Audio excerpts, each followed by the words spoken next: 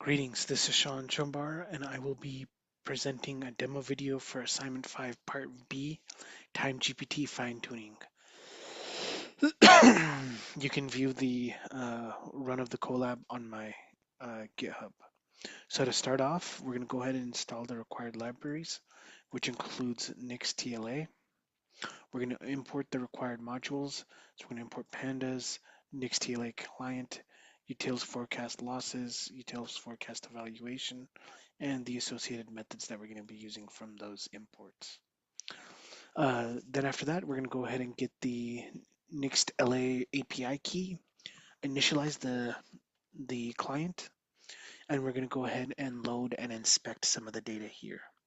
So in this case, we're using the air passenger CSV dataset. We're going to fine tune the model, and we're using the fine tune steps of 10. We simply call forecast and include the forecast horizon here. And we specify that the time column is this timestamp, target column is the value.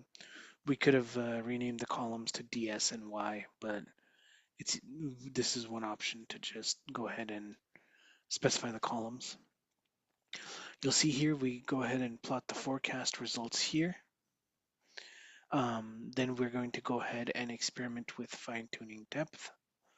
So you'll see here we create the train and test, and we basically create data frames for that. We then add a unique identifier column for evaluation, and then we evaluate and display the performance metrics.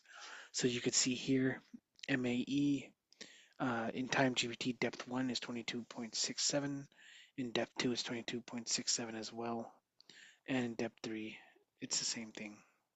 And then for MSE, you'll see we've got pretty much the same thing for timeGPT depth 1, 2, and 3, as well as 4 and 5, I guess. So yeah, that is Assignment 5 Part B. Thank you so much. My name is Shawn Chumbar. Have a good day.